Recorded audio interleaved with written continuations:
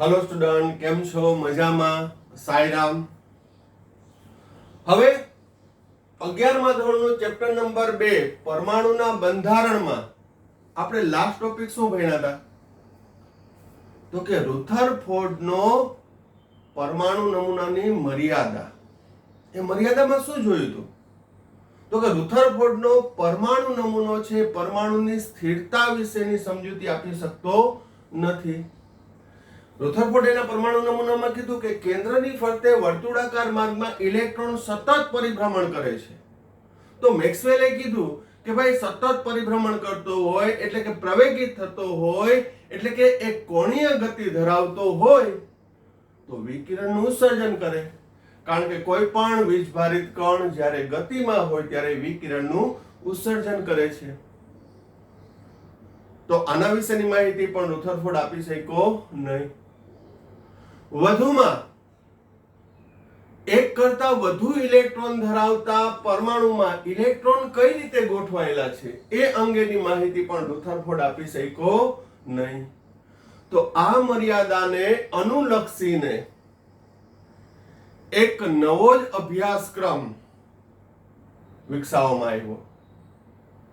કારણ શું? તો કે કોઈ પણ મર્યાદા હોય તો ત્યાંથી એ વસ્તુ અટકી નથી જતી. તમે યાદ કરો, ડાલ્ટને કીધું કે પરમાણુ અવિભાજ્ય છે, પરંતુ વૈજ્ઞાનિકો અભ્યાસમાં લાગી ગયા કે નહીં, પરમાણુનું વિભાજન શક્ય છે. અને આપણે અત્યાર સુધી ચેપ્ટર નંબર 2 માં એ જ ચર્ચા કરી કે પરમાણુનું વિભાજન શક્ય છે.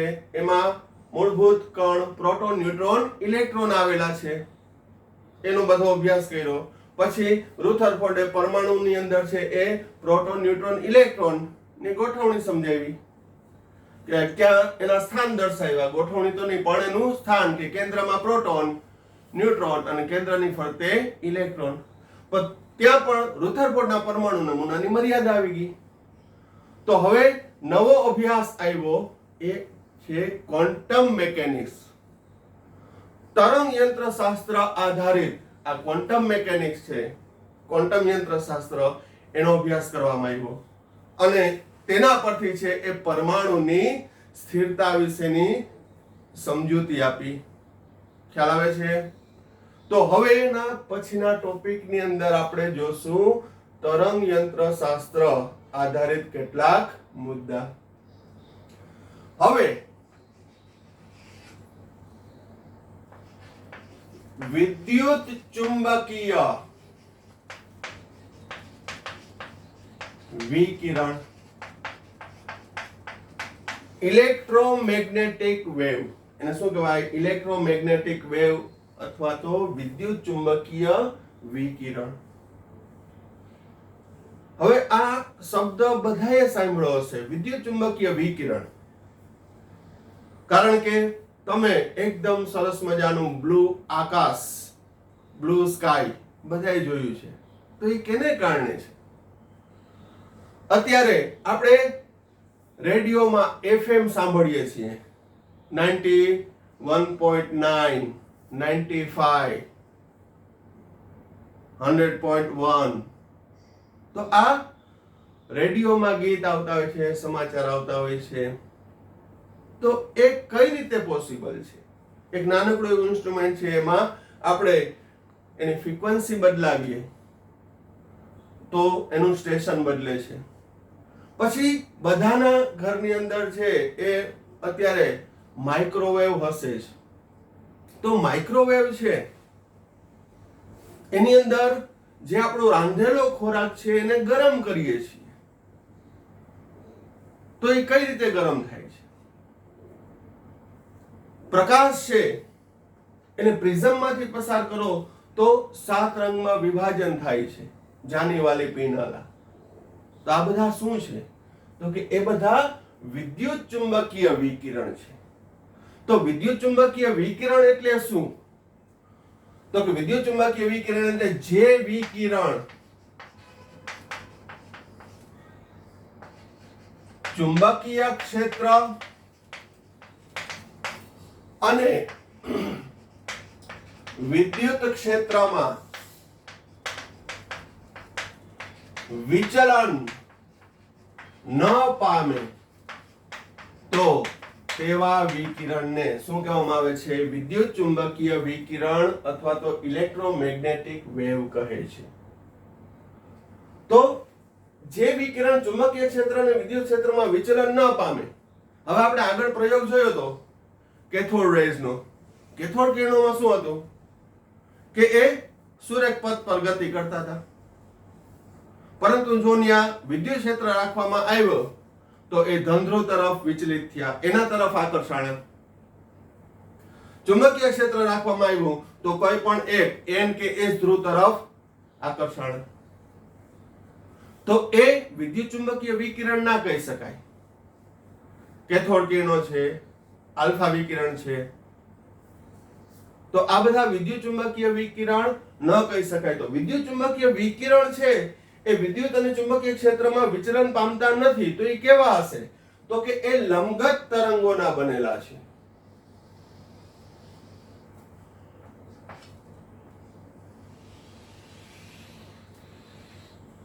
તો એ કઈ રીતે આગળ વધતા હોય છે?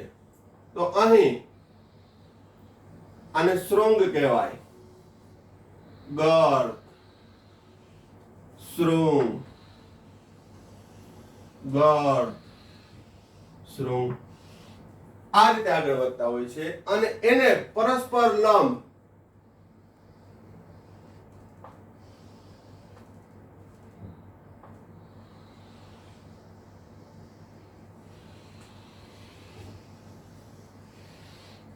આ રીતે છે એ આગળ વધતા હોય છે. જે અહીંયા હું દર્શાવું તો એકબીજાને પરસ્પર લંબ હોય છે. દાખલા તરીકે આ વિદ્યુત ક્ષેત્ર, તો આ થશે ચુંબકીય ક્ષેત્ર. તો એ પરસ્પર લંબ આ રીતે છે. એ શૃંગ અને ગર્ત દ્વારા છે એ આગળ વધતા હોય છે. હવે વિદ્યુત ચુંબકીય વિકિરણની લાક્ષણિકતા શું? આ મેં વ્યાખ્યા આપી, પણ એ લાક્ષણિકતાના આધારે આપી, એના ગુણધર્મના આધારે આપી કે અહીં આ વિકિરણ છે એ બંને ક્ષેત્ર ધરાવે છે, વિદ્યુત ક્ષેત્ર ધરાવે છે અને ચુંબકીય ક્ષેત્ર ધરાવે છે. માટે એ ચુંબકીય ક્ષેત્ર કે વિદ્યુત ક્ષેત્રમાં વિચલન પામતા નથી. તેને પ્રસરણ માટે માધ્યમની જરૂર નથી. જેમ કે ધ્વનિ તરંગો છે તેને હવા માધ્યમ જોઈએ, પાણીના તરંગો છે એ સંઘનન અને વિઘનન દ્વારા છે એ આગળ વધતા હોય છે. પરંતુ આ વિદ્યુત ચુંબકીય વિકિરણો છે એ લંબગત તરંગો છે. એ કેવા છે? લંબગત તરંગો.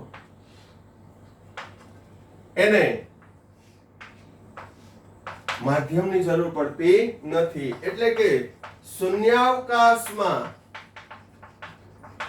તેનો વેગ 3×10⁸ મીટર પ્રતિ સેકન્ડ હોય છે. હવે આ એનો વેગ કેટલો આવ્યો? 3×10⁸ મીટર પ્રતિ સેકન્ડ. તો એમ માનો તો ઈ 1 સેકન્ડમાં પૃથ્વીના 8 પરિભ્રમણ કરી શકે છે. 8 વખત એક જ સેકન્ડમાં એટલો વેગ છે. બીજા નંબરમાં જોઈએ તો સૂર્યથી પૃથ્વીનું અંતર છે 150 મિલિયન કિલોમીટર છે. કેટલું? 150 મિલિયન કિલોમીટર. તો એના અનુસાર પ્રકાશનો વેગ છે 3×10⁸ છે. તો આ અંતરે સૂર્યથી પૃથ્વી સુધી પહોંચવા માટે ફક્ત 8 મિનિટ જ લાગે. એટલે સૂર્ય છે એ વિદ્યુત તરંગો રિલીઝ કરે તો સૂર્યથી પૃથ્વી સુધી પહોંચવા માટે ફક્ત 8 મિનિટ લાગે. એટલે આમ જોઈએ તો બધા વિકિરણોની અંદર એનો વેગ સૌથી વધુ છે, એટલા ફાસ્ટ છે. તો આ વિદ્યુત ચુંબકીય વિકિરણો છે એની લાક્ષણિકતા થઈ. તો વિદ્યુત ચુંબકીય વિકિરણ છે એના ઉદાહરણ જોઈએ તો કે પ્રકાશનું કિરણ, X ray, gamma rays, UV, IR, radio waves, microwave. તો આ બધા જે છે એ વિદ્યુત ચુંબકીય વિકિરણો છે જે શૃંગ અને ગર્ત દ્વારા એટલે કે લંબગત તરંગો હોવાથી એ રીતે છે એ આગળ વધે છે. તો આ વિદ્યુત ચુંબકીય વિકિરણ સાથે સંકળાયેલ કેટલાક પદનો આપણે હવે ડિટેલમાં અભ્યાસ કરશું. હવે વિદ્યુત ચુંબકીય વિકિરણ સાથે સંકળાયેલ કેટલાક અગત્યના પદ જોઈએ જે બહુ આઈએમપી છે. આ સમજવું જરૂરી છે નેક્સ્ટ ટોપિક સમજવા માટે. તો વિદ્યુત ચુંબકીય વિકિરણ પરથી પહેલું તરંગ લંબાઈ. તરંગ લંબાઈ એટલે શું? તો મેં તમને હમણાં એક્ઝામ્પલ આપ્યા કે પ્રકાશનું કિરણ છે, ક્ષ કિરણ છે, ગેમા રેઝ છે, રેડિયો વેવ્સ છે, UV, IR. આ બધા એકબીજાથી જુદા કેમ પડે? બધા છે એ શૃંગ અને ગર્ત દ્વારા આગળ વધે છે. તો એને અલગ કેમ કરવા અથવા એનું સેપરેશન કેમ કર્યું, અલગીકરણ કેમ કર્યું? તો કે એ વિદ્યુત ચુંબકીય વિકિરણ છે પણ દરેકની તરંગ લંબાઈ, એની આવૃત્તિ એ જુદી જુદી હોય છે. તો અહીં તરંગ લંબાઈ અથવા તો આવૃત્તિના આધારે તેને અલગીકરણ કરશું. તો હવે તરંગ લંબાઈ એટલે શું? કારણ કે જે તે શબ્દ આવે એ સમજવો જરૂરી છે કે ચાલો વિદ્યુત ચુંબકીય વિકિરણ છે એને તરંગ લંબાઈ અથવા તો આવૃત્તિના આધારે અલગીકરણ કરી શકાય કે આ રેડિયો વેવ છે, આ ઇન્ફ્રારેડ છે, આ UV છે. તો તરંગ લંબાઈ એટલે શું? તો ચાલો વ્યાખ્યા જોઈએ. તરંગ લંબાઈ એટલે કોઈ પણ બે ક્રમિક શૃંગ અથવા ગર્ત વચ્ચેના અંતરને અથવા ક્રમિક એક શૃંગ અને ગર્ત સુધીના અંતરને તે વિકિરણને શું કહેવામાં આવે છે? તરંગ લંબાઈ. જોઈએ વ્યાખ્યા આપણે આકૃતિ સ્વરૂપે જોઈએ.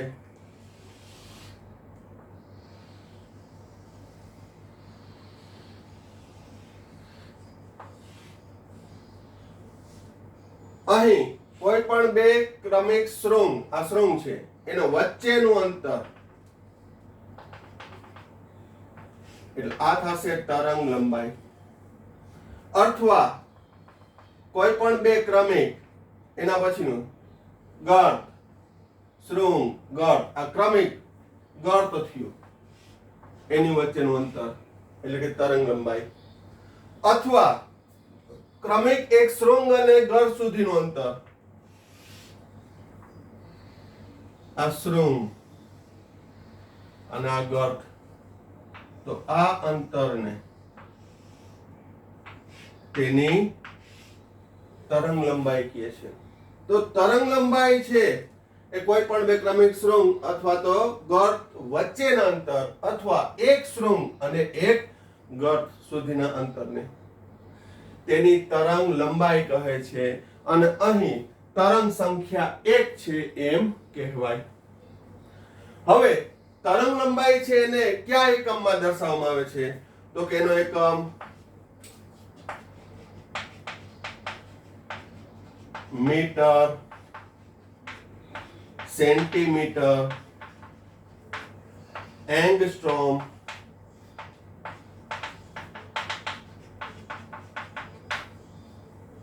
નેનોમીટર, પાઇકોમીટર વગેરેમાં દર્શાવવામાં આવે છે. જેમ કે દ્રશ્યમાન વર્ણપટ, વિઝિબલ સ્પેક્ટ્રમ, જાની વાલી પીનાલા, એની તરંગ લંબાઈ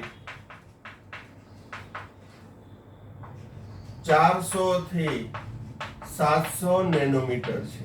આપણે બધાયને લેશું. ત્યાં ઇલેક્ટ્રોમેગ્નેટિક વેવ્સની તરંગ લંબાઈ એટલે કે વેવલેન્થ કેટલી છે એ દરેકનો આપણે આખો ચાર્ટ જોશું. કારણ કે એ આઈએમપી છે, કોમ્પિટિટિવ એક્ઝામમાં એ પૂછાઈ શકે છે. એટલે મેં તમને કીધું કે આપણે જે તે અભ્યાસ કરશું એકદમ બેઝ થી કરશું. ખાલી ટોપિક પૂરો કરવા પૂરતો નહીં, પણ દરેક જે તે ટોપિક તમે લર્ન કરો, અભ્યાસ કરો, એની અંદર તમને ડેપ્થ મળવી જોઈએ. તમે આ બધું શબ્દ સાંભળેલા છે, વિદ્યુત ચુંબકીય વિકિરણ શું છે, પણ અહીં આજે આપણે વિદ્યુત ચુંબકીય વિકિરણ છે એનો સંપૂર્ણ કન્સેપ્ટ છે ક્લિયર કરી નાખવો છે કે ઇલેક્ટ્રોમેગ્નેટિક વેવ્સ છે શું. બરોબર? તો તરંગ લંબાઈ કેને કહેવાય? તો કે કોઈ પણ બે ક્રમિક શૃંગ અથવા ગત વચ્ચેના અંતરને. તરંગ લંબાઈ છે એના એકમો છે. તરંગ લંબાઈ કેને કહેવામાં આવે છે? આકૃતિ દ્વારા તમે જોઈ શકો છો. બરોબર? તો તરંગ લંબાઈ પછી નેક્સ્ટ પોઈન્ટ આવૃત્તિ. તો નેક્સ્ટ વ્યાખ્યા આવૃત્તિ, ફ્રીક્વન્સી. એની સંજ્ઞા છે વાકડીયો વી. હું એનો વાકડીયો વી બોલું છું, પણ એને બોલાવીશું ન્યુ, નયુ, ન્યુ. તો આવૃત્તિ કેને કહેવાય? તો કે 1 સેકન્ડમાં પસાર થતા તરંગોની સંખ્યાને અથવા તો આવર્તકાળના વ્યસ્તને આવૃત્તિ કહે છે. તો આવૃત્તિ ન્યુ બરાબર 1/t. હવે આવર્તકાળ એટલે શું એની વ્યાખ્યા એના પછી જોઈએ, પણ આવૃત્તિ ન્યુ બરાબર 1/t અથવા તો બરાબર ધ્યાન રાખજો, આ વિકિરણ A છે, આ વિકિરણ B છે.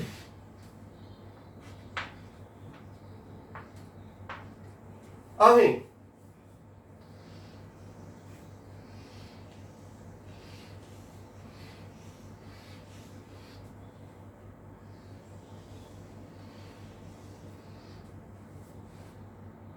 એક સમાન સમય અહીંયા A બિંદુએથી અથવા X થી Y પહોંચવા માટે, X થી Y પહોંચવા માટે બંનેને લાગતો સમય સમાન છે,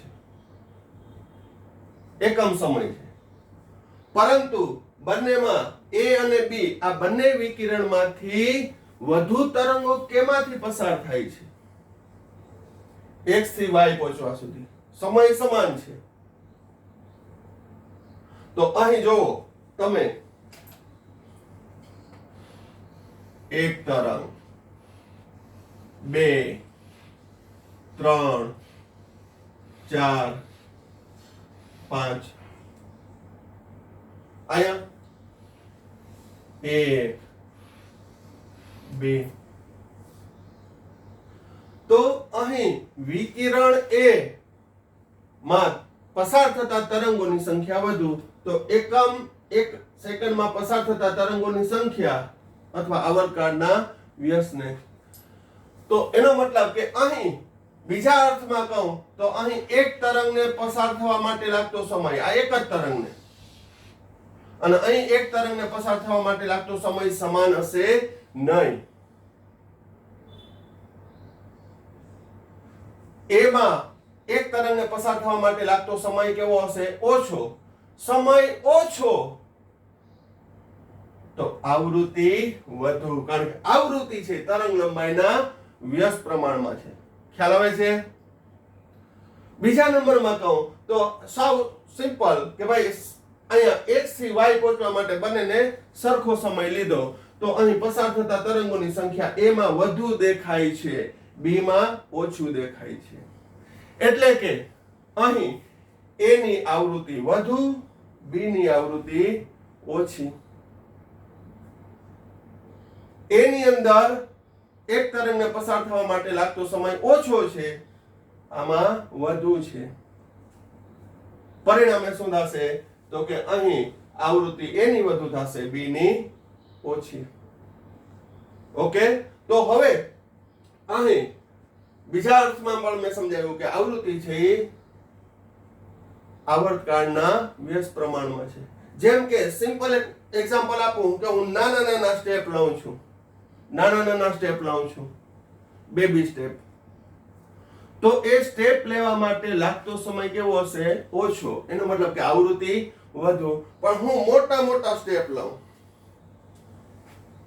તો મોટા સ્ટેપ લઉં તો એના માટે લાગતો સમય વધુ, એટલે કે આવૃત્તિ ઓછી. ખ્યાલ આવી ગયો? તો અહીં આવૃત્તિ વધુ છે કારણ કે તરંગ લંબાઈ ટૂંકી છે. તો આવૃત્તિ એટલે શું ખ્યાલ આવી ગયો? 1 સેકન્ડમાં પસાર થતા તરંગોની સંખ્યા અથવા આવર્તકાળના વ્યસ્તને. તો હવે તરંગ લંબાઈ મેં ભણાવી દીધી, તો એના ઉપરથી હવે હું એમ કહું કે A અને B માં B ની તરંગ લંબાઈ વધુ છે, B ની તરંગ લંબાઈ વધુ છે, તો એની આવૃત્તિ કેવી હશે? ઓછી. તો આવૃત્તિ અને તરંગ લંબાઈ પણ વ્યસ્ત સંબંધમાં આવ્યા, આવૃત્તિ અને આવર્તકાળ પણ વ્યસ્ત સંબંધમાં આવ્યા. તો મારે બોલવું નથી, તરંગ લંબાઈ અને આવર્તકાળ કેવા થયા? સમપ્રમાણમાં. કારણ કે આવૃત્તિ અને આવર્તકાળ વ્યસ્ત છે, આવૃત્તિ અને તરંગ લંબાઈ વ્યસ્ત છે, તો તરંગ લંબાઈ અને આવર્તકાળ કેવા હશે? સમપ્રમાણમાં. પણ કાંઈ વાંધો નહીં, આપણે દરેક સૂત્ર દ્વારા છે એ સાબિત કરશું. ખ્યાલ આવે છે? તો આવૃત્તિ બહુ અગત્યનું છે. હવે એનો એકમ શું? તો આવર્તકાળનો એકમ હું સેકન્ડ લઉં તો એનો એકમ થશે પ્રતિ સેકન્ડ અથવા સેકન્ડ ઇનવર્સ અથવા હેનરી હર્ટ્ઝ નામના વૈજ્ઞાનિકની યાદમાં એને સન્માન માટે આવૃત્તિનો એકમ છે હર્ટ્ઝ રાખેલો છે. હર્ટ્ઝ HZ શું રાખેલો છે? હર્ટ્ઝ. બરોબર. તો આવૃત્તિનો એકમ સેકન્ડ ઇનવર્સ અથવા તો હર્ટ્ઝ થશે. હવે આવર્તકાળ. તો આવર્તકાળ એટલે શું? તો કે એક તરંગને પસાર થવા માટે લાગતો સમયને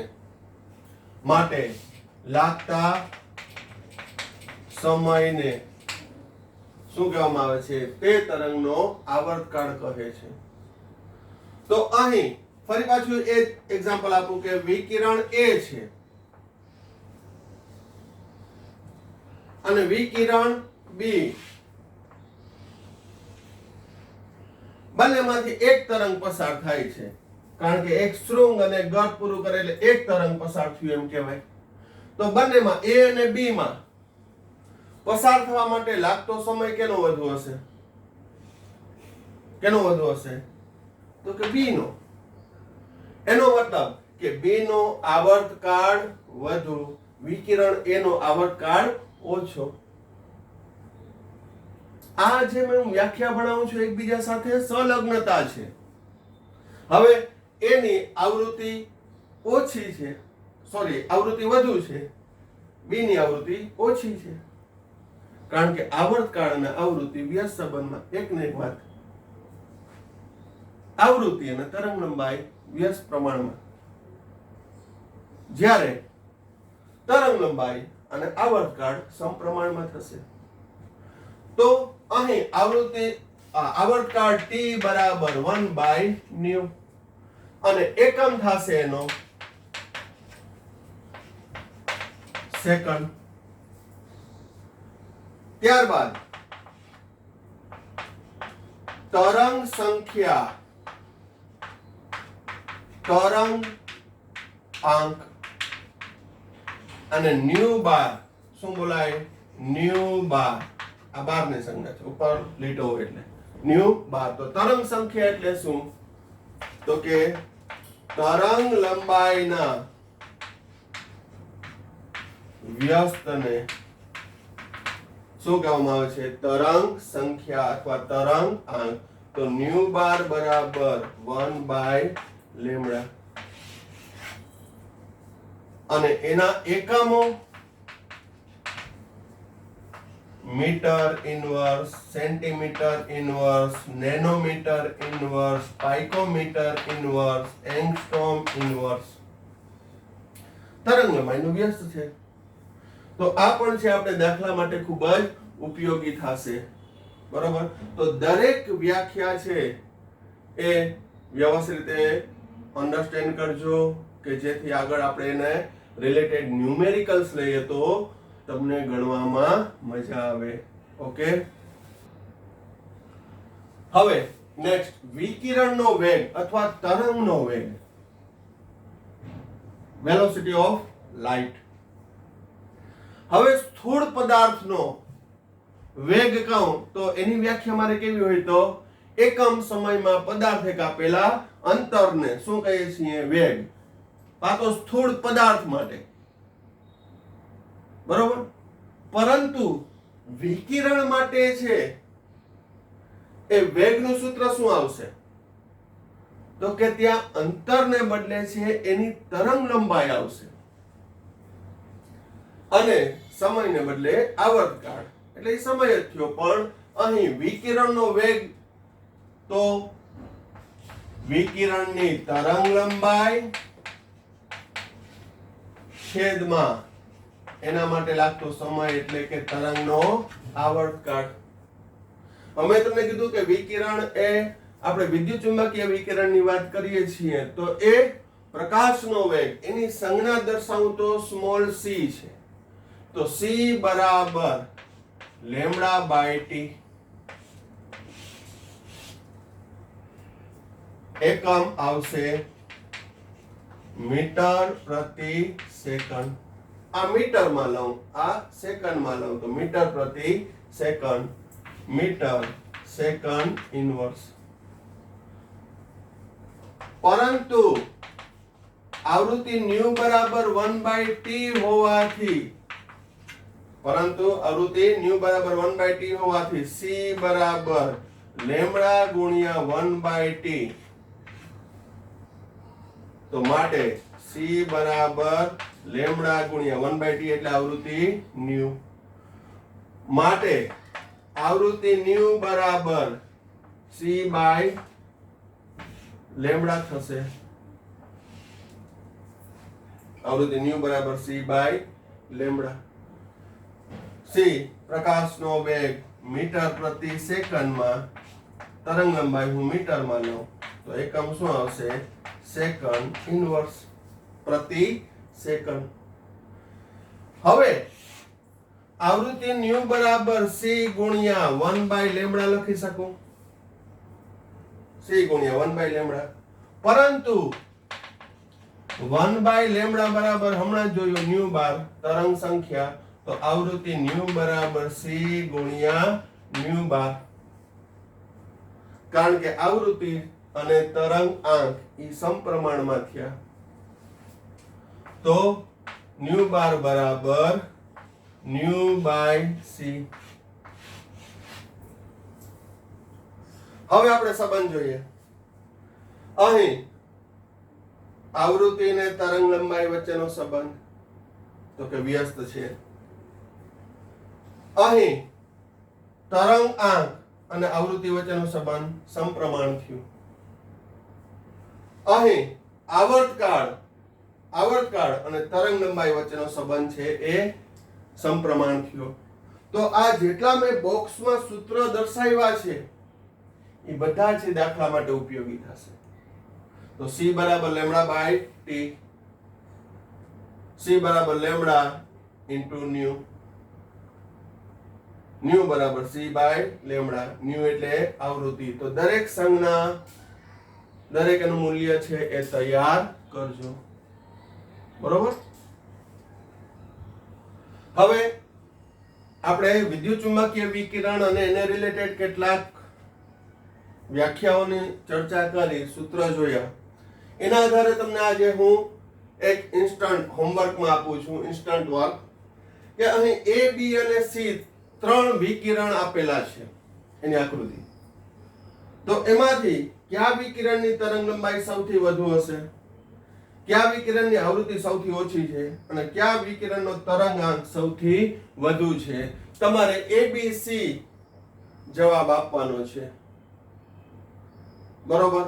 એ તમારો જવાબ છે એ કોમેન્ટ બોક્સમાં લખી શકો, મને પર્સનલ મેસેજ કરી શકો, પણ પ્રયત્ન કરવાના છે, બરોબર. હવે વિદ્યુત ચુંબકીય વિકિરણ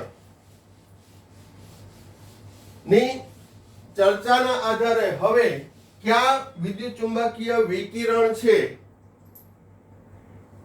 એની તરંગ લંબાઈ કેટલી છે, એની આવૃત્તિ કેટલી છે, એ અંગેનો આપણે ચાર્ટનો અભ્યાસ કરીશું. તો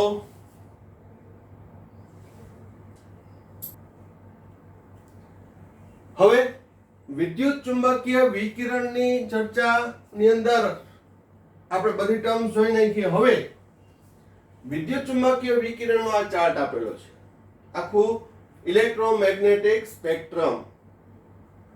આ most IMP4 JEE NEET exam એની અંદર છે, આમાંથી પ્રશ્ન પૂછાયેલા જ છે. તો આ ચાર્ટ યાદ રાખવાનો છે. તો અહીં તરંગ લંબાઈ અને અહીંયા આવૃત્તિ, દરેક વિદ્યુત ચુંબકીય વિકિરણની તરંગ લંબાઈ અને આવૃત્તિ જુદી જુદી છે, એના આધારે સેપરેશન કર્યું છે. તો અહીં સૌથી ઓછી તરંગ લંબાઈ ધરાવતું અથવા તો સૌથી વધુ આવૃત્તિ ધરાવતું વિદ્યુત ચુંબકીય વિકિરણ કયું છે? ગામા. તો એમસીક્યુ માં પૂછે કે સૌથી વધુ તરંગ લંબાઈ ધરાવતું, સૌથી ઓછી તરંગ લંબાઈ ધરાવતું વિકિરણ કયું છે અથવા તો કયું વિદ્યુત ચુંબકીય વિકિરણ છે? તો કે ગામા રેસ, કે જેની શક્તિ સૌથી વધુ છે, આવૃત્તિ વધુ. અને આગળ ભણશું કે આવૃત્તિ જેની વધુ એની ઉર્જા વધુ, એટલે ગમે તેવા ઘનમાં એ પેનિટ્રેટ થઈ શકે, એટલે એને માધ્યમની જરૂર નથી.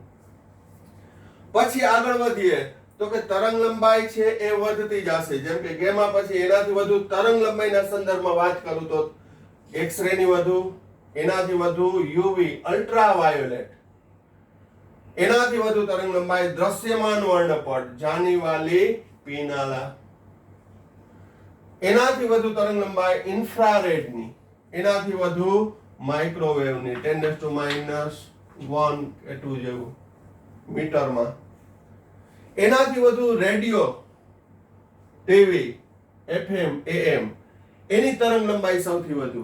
એટલે જ ઘણીવાર છે એ રેડિયો આપણે ચાલુ હોય પણ ક્યાંક રસ્તામાં આપણે ફરવા નીકળ્યા હોય અને પર્વત આવી જાય, અથવા ઘરમાં બેઠા હોય અને ઘણીવાર છે આપણે રેડિયો સંભળાય નહીં, બરોબર એની ફ્રીક્વન્સી આવતી ના હોય. કેમ?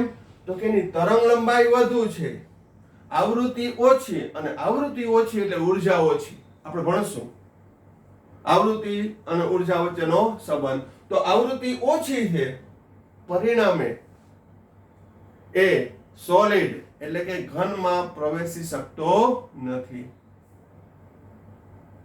તો ઘણી વખત છે દિવાલની આરપાર છે ન થઈ શકતો હોવાથી, પેનિટ્રેટ ન થતો હોવાથી છે આપણે ટાવર મળે નહીં, સિગ્નલ મળે નહીં, એટલે રેડિયામાં ગડગડ ગડગડ અવાજ આવે, મજા ના આવે સાંભળવાની, અથવા તો કઈ આવે નહીં.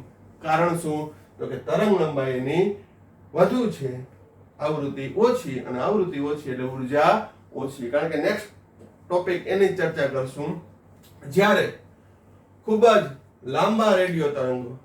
હવે અહીં FM ને AM આપણે શબ્દ સાંભળેલા છે કે FM ને AM, કે આપણે FM સાંભળવું છે. ટોપ FM, જામનગર કા ટોપ FM 91.9 એ છે ને, 91.9, 95. તો આ FM શું છે?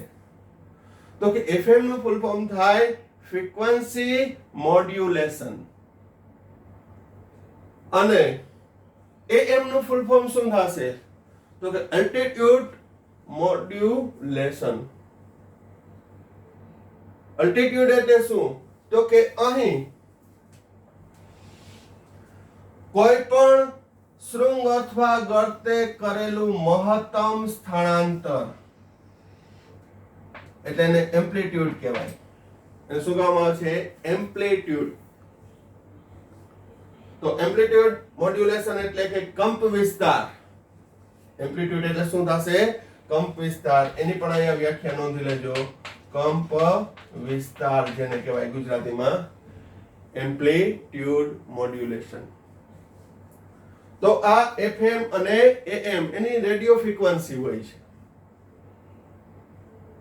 પછી ખૂબ જ લાંબા રેડિયો તરંગો જે ખૂબ જ વધુ અંતર કાપતા હોય છે. તો હવે આની અંદરથી તમારી રીતે આખો ચાર્ટ ગોખવાની જરૂર નથી, પણ એક બે વાર તમે લખશો એટલે તમને ખ્યાલ આવી જશે કે સૌથી વધુ. હવે તરંગ લંબાઈના સંદર્ભમાં મારે ઉતરતો ક્રમ દર્શાવવો હોય તો કે ચડતો ક્રમ દર્શાવવો હોય કે તરંગ લંબાઈને જે તે એક યાદ રાખી લેવાનો કે સૌથી વધુ તરંગ લંબાઈ કેની તો કે long radio greater than radio FM AM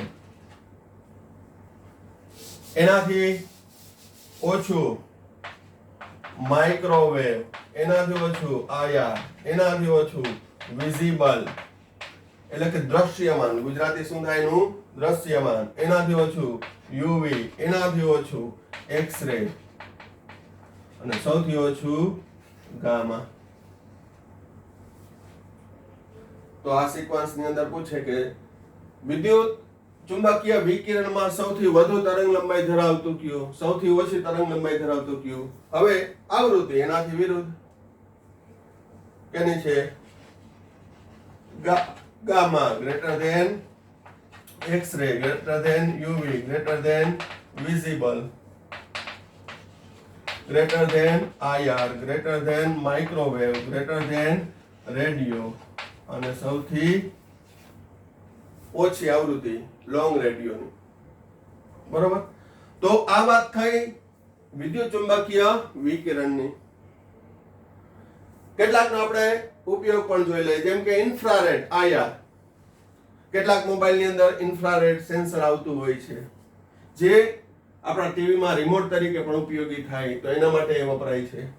microwave મેં તમને કીધું કે કુકિંગ થઈ ગયા પછી રસોઈને ગરમ કરવા માટે માઇક્રોવેવ્સ હોય છે કે જે રાંધેલા ખોરાકને છે ગરમ કરી દે. તો એમાં ક્યાં રેઝ અથવા વેવ હોય છે માઇક્રોવેવ.